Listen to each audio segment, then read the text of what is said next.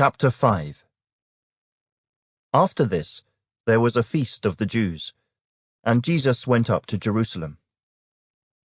Now there is in Jerusalem, by the sheep gate, a pool, which is called in Hebrew Bethesda, having 5 porches.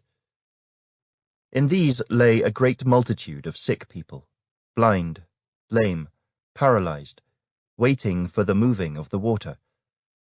For an angel went down at a certain time into the pool, and stirred up the water. Then whoever stepped in first, after the stirring of the water, was made well of whatever disease he had. Now a certain man was there, who had an infirmity 38 years. When Jesus saw him lying there, and knew that he already had been in that condition a long time, he said to him, "Do you want to be made well?" The sick man answered him, "Sir, I have no man to put me into the pool when the water is stirred up. But while I am coming, another steps down before me." Jesus said to him, "Rise, take up your bed, and walk." And immediately the man was made well, took up his bed, and walked. And that day was the Sabbath. The Jews therefore said to him who was cured, "It is the Sabbath, it is not lawful for you to carry your bed." He answered them, "He who made me well said to me, 'Take up your bed and walk.'" Then they asked him, "Who is the man who said to you, 'Take up your bed and walk'?" But the one who was healed did not know who it was, for Jesus had withdrawn, a multitude being in that place. Afterward, Jesus found him in the temple, and said to him, "See, you have been made well. Sin no more, lest a worse thing come upon you." The man departed, and told the Jews that it was Jesus who had made him well. For this reason the Jews persecuted Jesus, and sought to kill him, because he had done these things on the Sabbath. But Jesus answered them, "My Father has been working until now, and I have been working."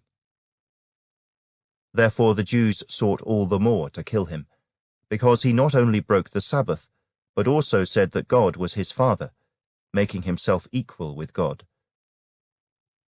Then Jesus answered and said to them, "Most assuredly, I say to you, the Son can do nothing of himself, but what he sees the Father do.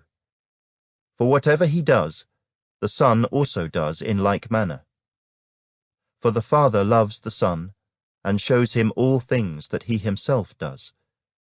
And he will show him greater works than these, that you may marvel. For as the Father raises the dead and gives life to them, even so the Son gives life to whom he will. For the Father judges no one, but has committed all judgment to the Son, that all should honor the Son just as they honor the Father. He who does not honor the Son does not honor the Father who sent him.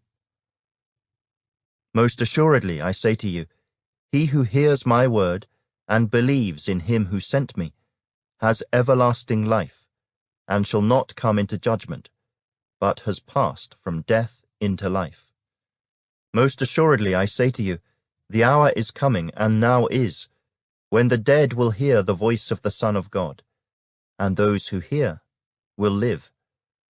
For as the Father has life in himself, so he has granted the Son to have life in himself, and has given him authority to execute judgment also, because he is the Son of Man.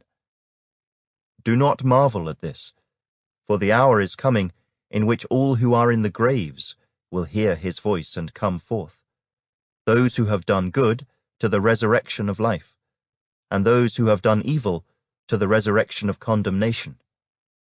I can of myself do nothing.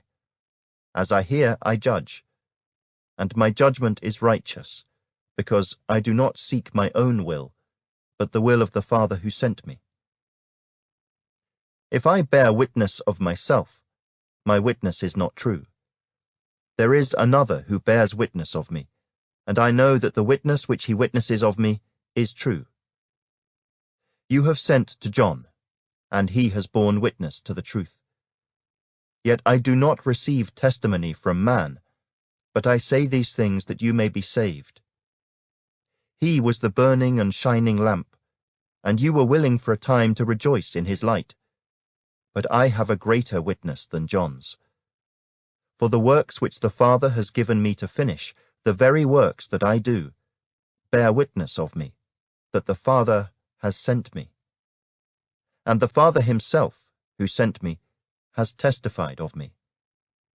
You have neither heard his voice at any time nor seen his form, but you do not have his word abiding in you, because whom he sent, him you did not believe. You search the Scriptures, for in them you think you have eternal life, and these are they which testify of me. But you are not willing to come to me, that you may have life. I do not receive honor from men, but I know you, that you do not have the love of God in you. I have come in my Father's name, and you do not receive me. If another comes in his own name, him you will receive. How can you believe, who receive honor from one another, and do not seek the honor that comes from the only God? Do not think that I shall accuse you to the Father. There is one who accuses you, Moses, in whom you trust.